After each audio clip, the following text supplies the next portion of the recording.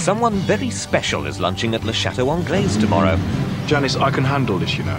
I mean, there are people who think I'm a passable chef in my own right. People like Jonathan Meades, Egon Ronay, the Michelin Guide. I'm really not nervous. No. Now, if I may, I'm going to drive to my restaurant and cook for 80 people, as I do every day of my life. Yes. Thank you for your help. No mention. But I'm really okay. Of course. Chef, tomorrow at 9:30 on BBC One. An inquest records a verdict of unlawful killing on a baby whose parents refused to explain the death. The London Ambulance Service shambles after being swamped with hundreds of complaints. And how Spurs could get kicked out of next year's FA Cup. That's all in Newsham South East tonight at 6:30.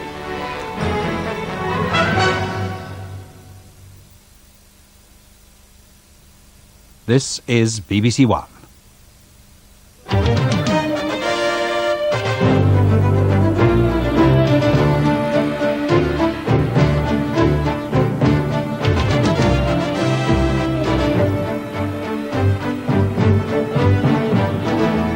The 6 o'clock news from the BBC with Peter Sissons and Jenny Bond.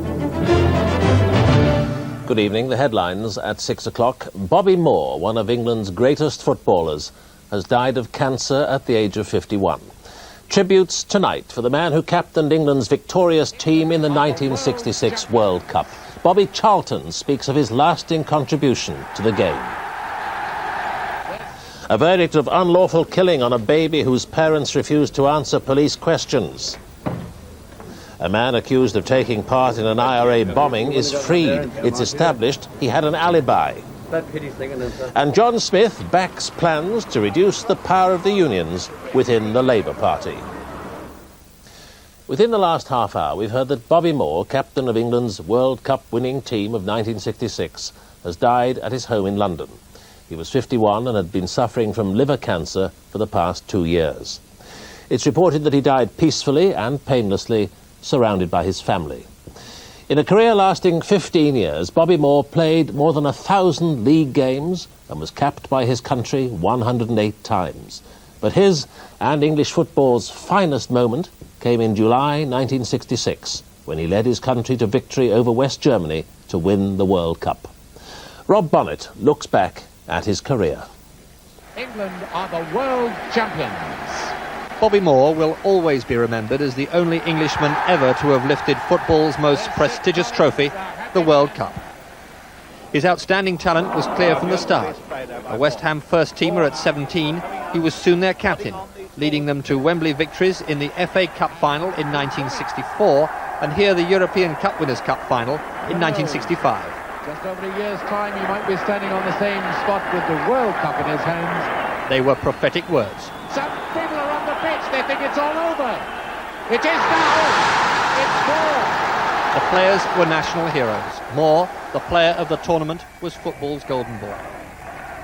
4 years later, though, there was less welcome publicity in the Colombian capital of Bogotá, where he was falsely accused of stealing a bracelet. In the World Cup arena of Mexico, though, Moore was at his very best. Good tackle by Moore. The perfect timing. And again Moore with the decisive tackle. Dostal. And again, perfect timing by Bobby Moore. That game was probably one of the best and most enjoyable matches I've ever played in.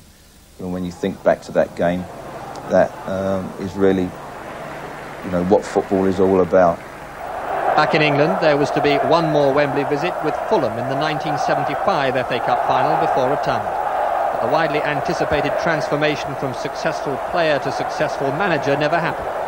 A brief, unhappy spell at Southend in the mid-1980s ended his high-profile involvement in the game. But Bobby Moore has a permanent place in football history. A short time ago, I spoke to Bobby Charlton, Bobby Moore's friend and colleague from that famous England team. Well, I'm terribly shocked, even though I knew that he was quite ill. When you lose someone like Bobby Moore from the football game, it's a great loss. But when you're a personal friend as well, obviously, it's much more difficult. I'm really sorry for his family, and I know that all the football people in the country will miss Bobby Moore. Certainly, if you played with him, you would know that he was a he was a gentleman. He was very kind, very courteous, always very thoughtful, and really, you know, always did things with great dignity. And he was a marvellous footballer apart from that. But as I would rather remember him as the person rather than the football. He was a lovely man. But what was his influence on the game? Well, his position as captain of England for such a long time was really the influence, in the way that he handled that position, which eventually ended up by us winning the World Cup in 1966. He always did things in a classy manner, was a very, very skillful footballer, but always did things with a lot of style. He was a very stylish player, and one that I would think that lots of young people would like to copy. He had a fantastic contribution to the game. Do you have a particularly graphic personal memory of playing alongside him? Well, I think anyway, when we won the World Cup, I think all the players then who got on so well together, there was a great camaraderie. We all looked at each other thinking, you know, that, well, there's something that's always going to bind us together, and I think probably that I'll remember more than anything else. The mere fact that we played at that particular time and had this great success from which he was the leader. Bobby Charlton, thank you very much for talking to us. Thank you, Peter. A coroner has recorded a verdict of unlawful killing on an 8-week-old baby girl who died last September after receiving a fractured skull. The case of Kim Griffin provoked widespread concern when it was disclosed 6 weeks ago that charges against her parents had been dropped because they exercised their right to remain silent, refusing to answer police questions or to make statements. The court heard that Kim's injuries could not have been caused accidentally. The coroner said she died after a violent, callous, cowardly attack. The parents of the dead baby were both called to the coroner's court in East London to give evidence. 35-year-old Anne Griffin and 41-year-old George Hajianu had previously failed to give police an explanation for the death of their child, choosing instead to exercise their legal right of silence. Kim Griffin was just 8 weeks old when she died. The inquest was told she had a 6-inch fracture of the skull and other broken bones, injuries consistent with a violent shaking and her head being struck against a hard surface. Doctors were all agreed the injuries could not have been caused by an accident. By the time she was admitted to Newham General Hospital, she was barely breathing, and after 3 days on a life support machine, she died. Some of the couple's neighbours said they'd heard arguments and a baby crying for hours on end. The police arrested the couple, but charges of child cruelty were dropped for lack of evidence on the instructions of the Crown Prosecution Service. When the baby's parents were called to the witness box, the coroner told each in turn they were not obliged to answer any question they felt might incriminate them. He asked if they could explain how a helpless baby had received such callous and cowardly injuries. Lawyers for the couple then intervened and said they'd advised them not to answer. Turning towards reporters in court, the coroner then commented, "The press will take note of that, as I do."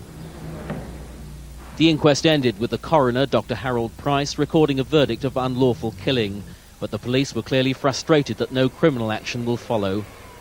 My feelings are the same as many members of the public, and in general it's obviously unsatisfactory that this has happened.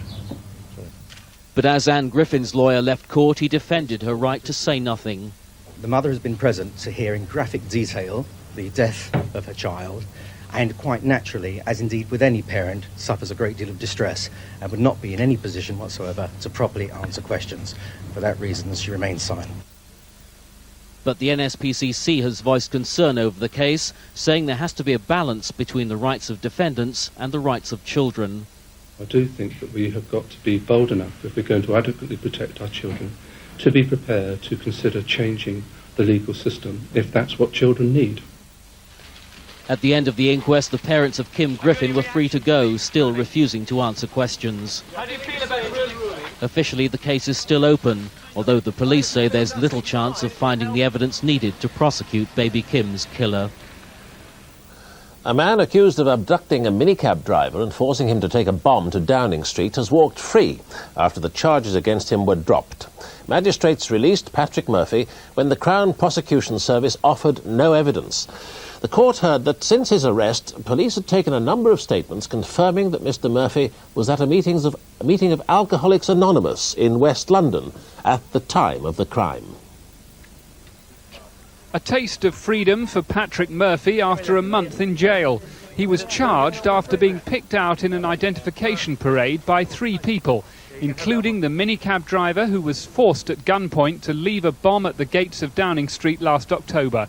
Mr. Murphy says he was the only man of his age in the ID parade. The police, that's the people that I'm angry with. And I mean, they have marked me for life, really. I have no idea why they picked on me. In fact, I couldn't believe it the morning they picked me up. I just couldn't believe what was happening. And I even said to them that morning, I said, this must be a joke, you're for the wrong person here. The case collapsed after Mr. Murphy's solicitor proved that he was at an Alcoholics Anonymous meeting in Uxbridge on the night in question. Those at the meeting gave up their anonymity to testify that he was there. If it hadn't been for that meeting in Uxbridge on that night, we would be in serious trouble here. But, you know, I mean, I could be facing 15, 20 years for something that I don't know anything at all about. Mr. Murphy will be celebrating with mineral water with his son and grandchildren tonight. He's been thrown out of his flat since being arrested, but he's unlikely to receive any compensation for the mistake. The Labour leader, John Smith, has backed proposals to reduce the power of the trade union block vote. And the party moved closer to making other key decisions in future on the basis of one member, one vote. The trade union block vote at party conferences amounts to 70% of the votes cast. It's proposed they'll keep at least 50%. The unions also control 40% of the votes for party leader. Mr. Smith wants that block vote eliminated altogether. And their 40% say in the selection of parliamentary candidates would also go, though a register of Labour trade unionists may retain some special influence. John Smith emerged from Labour headquarters and posed for the cameras after finally playing one of the cards he's held close to his chest since becoming party leader. But with his lead on reducing the role of the unions still to be followed, he was stressing that he wanted a modern relationship with the unions and not a divorce. Well, I do not in any way wish to break the link between the Labour Party and the trade unions, which I believe is sound and vigorous and healthy. We've had a great history together and we've got an important future together. We're in the business of renewing and refreshing the relationship rather than seeking to diminish it. But the leading advocates of reform, Mr. Smith's predecessor among them, was celebrating what they saw as another step towards grassroots democracy. I'm delighted because I think it makes it certain that the Labour Party conference this year will support one member, one vote. That's what we'll have for the selection and reselection of members of Parliament. It's a democratic system. It's the one that I've campaigned for and one that was emphatically put by the leader of the Labour Party today, which is very good. The annual spectacle of union delegations wielding millions of notional votes at the party conference looks like being reformed, with union delegates voting individually rather than en masse. Their continuing hold on half the votes could help sweeten the pill of reduced influence. Prominent reformers want to scale down the union's role still further, and some union leaders are looking for reassurance. The trade unions represent a source of strength to the Labour Party, and the Labour Party would be mad, absolutely totally mad, to throw away that strength. Certainly in an ideal world I would have gone very much further, but the National Executive has to look at the realities of the votes and the reality of support for any one proposal. After a recruitment drive which failed to take off, getting more grassroots members is the key for the time being to displacing union power in policy making. John Smith's shown himself to be more of a reformer than some in his party expected, and his supporters hope that he's gone some way to answering the suggestion that he needs to give a clearer lead. But Labour's opponents will be out to exploit the union's continuing role in policy making, and the party's task now is to convince the voters that it's done enough to answer the charge of union domination. The Prime Minister will meet President Clinton for talks in the White House later this evening, with the emphasis likely to be on trade and the conflict in the former Yugoslavia. The meeting comes the day after John Major announced that the RAF would not be joining President Clinton's plan to parachute relief supplies into Bosnia. On a visit billed as a cementing of the special relationship, John Major is already having to play down differences over Britain's lack of enthusiasm for Bill Clinton's plan for airdrops to Bosnia. We're both keen to see a solution to the problems in Yugoslavia. There are huge areas of common interest between the United States and the United Kingdom. That has been so for many years and will continue to be so in the future. Mr. Clinton has won United Nations backing for his airdrop proposal, but the White House seemed taken aback by the cool reception the plan got from the European allies. and a formal go-ahead for the operation has been delayed until after today's talks with Mr. Major. What about Bosnia? Later. First, though, the Prime Minister went to see House Speaker Tom Foley, the man who's been talked of as a possible White House peace envoy to Northern Ireland, an idea that's roused resentment in London at suspicions of US interference.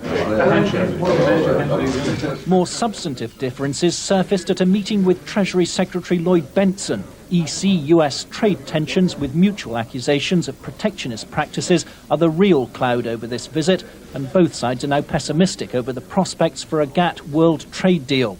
This week, Mr. Clinton specifically accused Britain and 3 other EC countries of unfairly subsidising production of the European Airbus, a charge Mr. Major will have to answer today, despite his claim that no irreconcilable differences exist. Both sides are stressing that earlier disagreements over Tory backing for George Bush in last year's election and Mr. Clinton's interest in Northern Ireland are not regarded as divisive issues. But it's trade and the economy which are now dominating White House politics, and where George Bush thought of Britain first and foremost as a strategic ally, Bill Clinton seems tempted to view it as a potential trading rival. Martin Sixsmith, BBC News, Washington. Serbian forces have tightened their siege of Sarajevo. They're now in control of a strategically important district to the west of the city. Azici is close to the airport road along which relief supplies are carried. But amidst the fighting, the suffering of ordinary people continues. It's estimated that 8,000 civilians in the city have died since heavy fighting began less than a year ago. Senadine Shetter's 2.5-year-old daughter Al-Medina was killed by a shell just after 5 o'clock yesterday evening. He wasn't injured, but he said he might as well be dead. His brother could hardly bear to listen as Mr. Shetter said he'd never wash Al-Medina's blood from his clothes, so he'd never forget the crimes of the Serbs who killed her.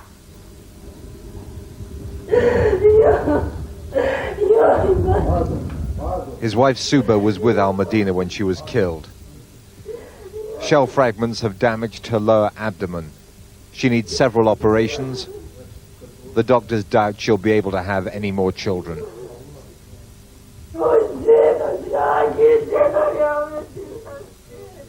Her husband tried to comfort her. She wasn't interested in her own pain. What God has given us, she said, has gone. This morning, Al-Medina's body was lying in the mortuary. She was killed in the kitchen of her home while she was having her supper. The main mosque, which is nearby, was hit during the attack.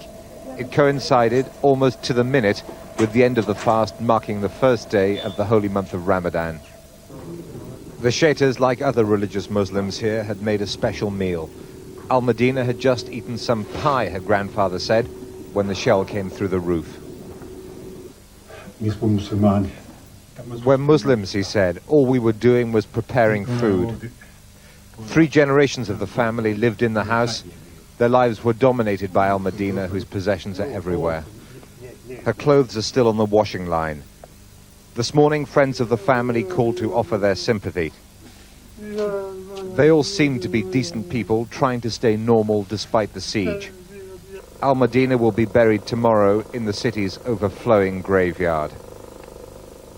Jeremy Bowen, BBC News, Sarajevo. Later in this news, the case that led to the Los Angeles riots goes back to court. But can a jury be found that will suit all sides in the Rodney King affair? And Australia advances to the polls with Prime Minister Keating saying it's time to drop the Queen as head of state. Now the time, it's 6:18.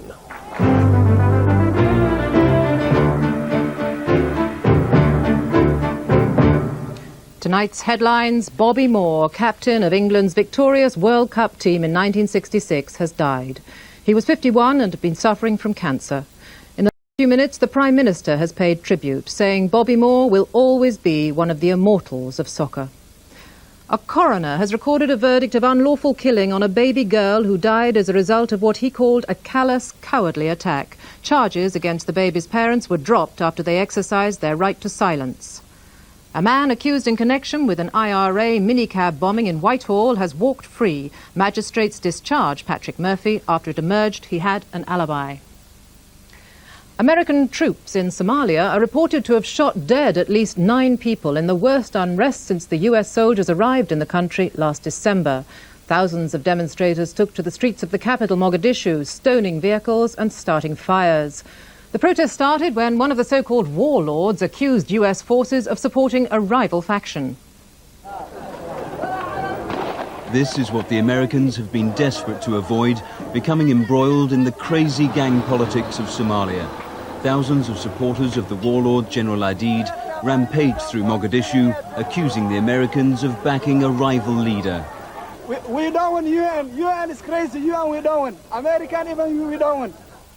The mob first attacked the Egyptian embassy, then the French. As they closed in on the American building, the situation deteriorated and deteriorated rapidly. Initially, Marines fired into the air. Witnesses say the troops then shot at the rioters. 9 people are thought to have been killed. Dead bodies were wheeled through the streets, inflaming passions still further. Aid agencies trying to get relief through in all of this say they've had no choice but to suspend activities. We haven't been out of the compound at all, so all the work that we do on a daily basis, or the work that we support, has in fact not got off the ground today. I do understand as well that the mother and child health centres, they were not staffed by the Somali health workers. It has been extremely difficult. The violence appears to have been sparked by a radio broadcast by General Aidid yesterday, claiming the Americans had allowed his bitter enemy, General Morgan, to take partial control of the southern city of Kismayu. In fact, the Americans have given General Morgan a Thursday deadline to leave the city or face military action. It's more problems for the Americans as they decide how long to continue overseeing aid distribution. Although successful in removing many guns from the streets, many more remain hidden. The Americans appear to be struggling to maintain control. If they don't, the power struggles between the warlords will only prolong Somalia's suffering. Here, a pioneering scheme to combat violence in the home has been launched in North London. In the first experiment of its kind in Europe, trained civilian counsellors will work alongside police officers to give victims support, advice and practical help. 1 in 8 of all recorded violent offences happens in the home. The government believes more can be done to prevent them. My opinion is we've got to nick him. The police in London respond to a 999 call from a woman having trouble with her husband, from whom she's separating. The allegation is he's been drinking. The officers conclude he has to be arrested to protect her and the children. OK, sir, you want to keep your dignity now? Just come up and that's the end of the matter. It's a situation where the police used to be reluctant to intervene, but violence in the home now affects so many women that police practice had to change. We're looking to be as positive now as possible to encourage people to realise that they can turn to us for help. The man will be charged only with causing a breach of the peace. All too often, such incidents involve women being violently attacked. Research suggests they put up with this more than 30 times before calling in the police. Many are simply too frightened to end what can be years of abuse.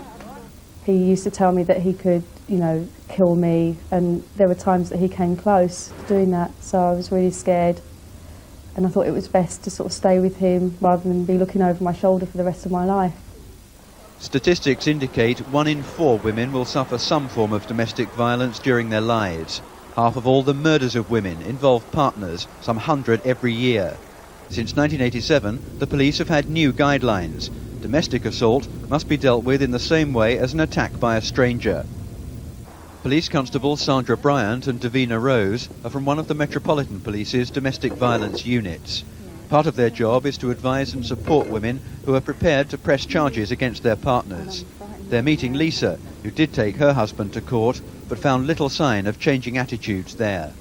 I was disgusted, really. I was.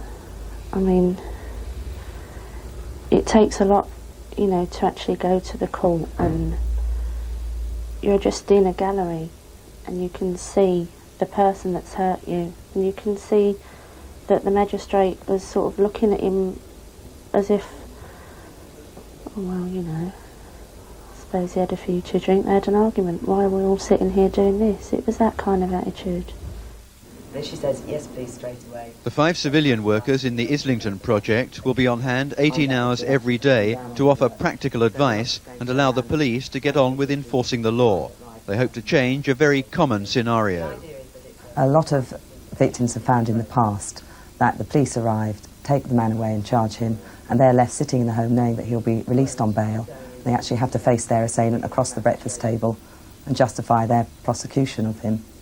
Inevitably, a lot of charges are withdrawn.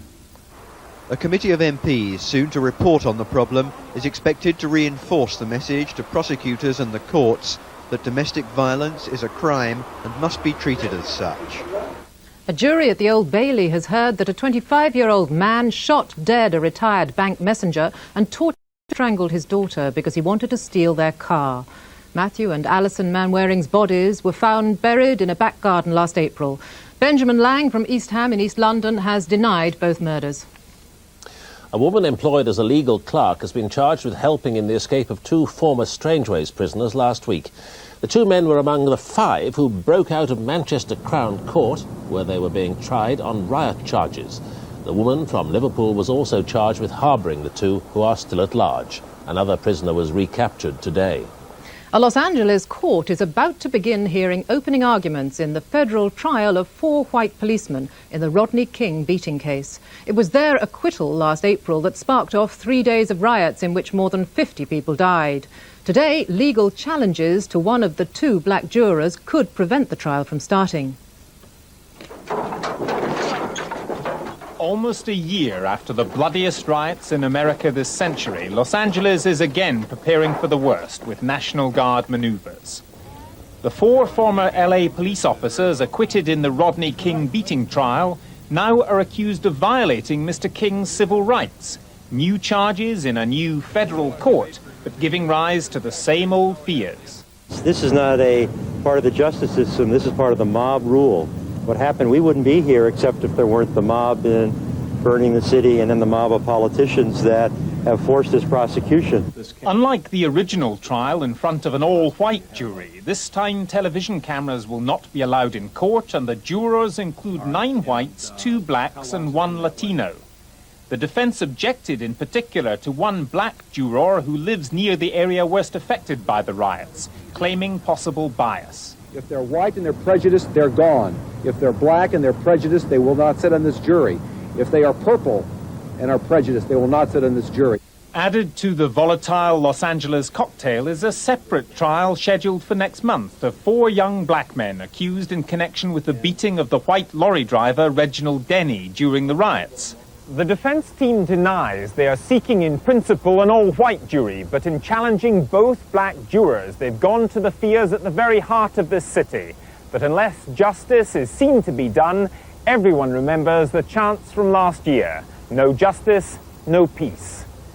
Gavin Esler, BBC News, Los Angeles, California. Prime Minister of Canada, Brian Mulroney, is resigning after nearly 9 years in office. There's been speculation about his future since his defeat in a referendum last October over constitutional reform. Mr. Mulroney's popularity was also hit by taxes he introduced and by a prolonged recession. He'll stay on until a successor is found to lead his Conservative Party in elections later this year.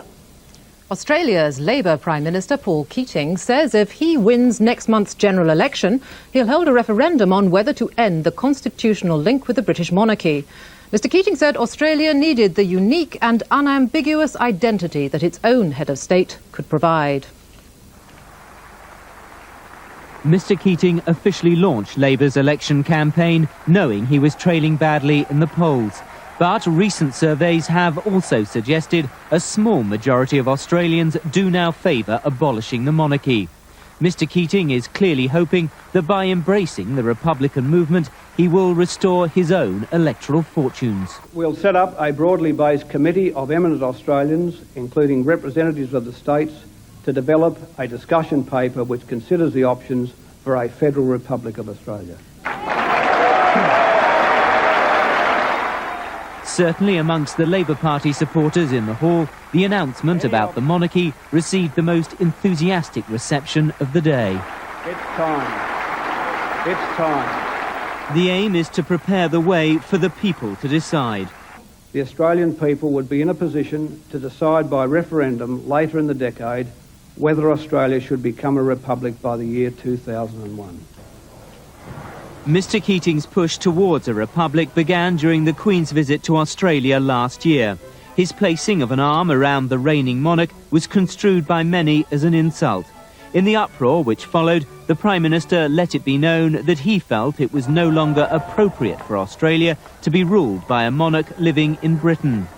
The opposition leader is convinced the monarchy debate is now being used to try to take people's minds off more important issues like the economy. The Prime Minister set the agenda for this election campaign by saying it was about two issues, jobs and economic management, and this statement doesn't address either. While the main opposition parties broadly support continuing links with Britain, Mr. Keating is gambling that a tide of Australian nationalism will sweep him to victory. Michael Peshart, BBC News, Sydney. Now back to tonight's main news, the death from cancer of England's World Cup winning captain, Bobby Moore. Since we've been on the air, friends and associates have been paying tribute. The Prime Minister, John Major, said of Bobby Moore, he will always be one of the immortals of soccer. It was immensely fitting that Wembley Stadium, scene of Bobby Moore's finest triumph, should have been the stage for his final public appearance a week ago, commentating on his successes in England shirts. Gordon Banks, England's goalkeeper in '66, was among the first to pay fulsome but heartbroken tribute. It's a great shock to us all, he said. We will remember him as a great player. And this from the current England manager, Graham Taylor. My enduring picture of Bobby Moore will always be him lifting the World Cup in 1966. That day he was captain of all of us, not just the England team. Oh, great captain, great player. It's a very special part you've got, isn't it? You know, because there was a great feeling in that team, and it seems like 2 minutes anyway. And Moore always a great captain, great one. Tributes on the death of Bobby Moore, a footballer and a gentleman. That was the 6 o'clock news on Wednesday, February the 24th. From Jenny Bond and from me, good evening.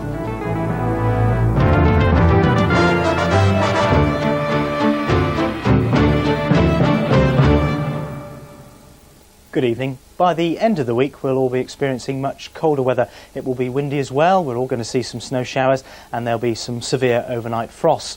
But before that, in the next 24 hours, we're all going to see some wet weather, and we can see the cloud that will be bringing that change gathering itself out in the Atlantic during today and pushing in towards the United Kingdom. Now, on the weather radar, we're already beginning to see some heavy and more persistent rain in the far northwest, and that's going to push its way down across Scotland and Northern Ireland into northern England and West Wales during tonight. And then that wet and windy weather will push its way across the rest of England and Wales during tomorrow afternoon. Windy weather as well, so let's take a look at the wind arrow diagrams. Initially from the southwest, touching gale force at times in the Irish Sea and the Channel, and then swinging round to a northwesterly direction and a plunge of cold air right the way down across the country by tomorrow night. It's not this first cold front that'll be bringing that change, but this second weather system, and eventually that'll introduce some very cold Arctic air right the way down across the British Isles for the end of the week. Back to tonight though, and the cloud will be thickening over Northern Ireland and Scotland, and that's where it's going to be wet and windy to start off with. Eventually, light and patchy rain will get into northern England and West Wales. To the south of that, particularly in the southeast, there is some thin high cloud around, and that could well mean that we get a touch of frost on the ground early on in the night. But I think as the cloud increases and the wind freshens, so temperatures will recover to around about 2 or 3 Celsius in the south. Now tomorrow it'll start off dry in the south, but eventually that wet and windy weather will work its way southwards, probably getting into London around about lunchtime, and then a very wet and windy afternoon across southern England. Behind it, clearer, colder and showery weather. Now I think initially we'll find the snow up over the higher ground, but by the end of the day the snow will be down to sea level in the far north, and by the evening we're expecting to find some snow showers over the southern Pennines and over the hills of North Wales as well. Now underneath the cloud and the rain, with the wind in the south, it's going to be reasonably mild, about 8 or 9 degrees. But that clearer air further north will turn progressively colder, and probably 4 Celsius will be nearer the mark. On that wintry note, good evening.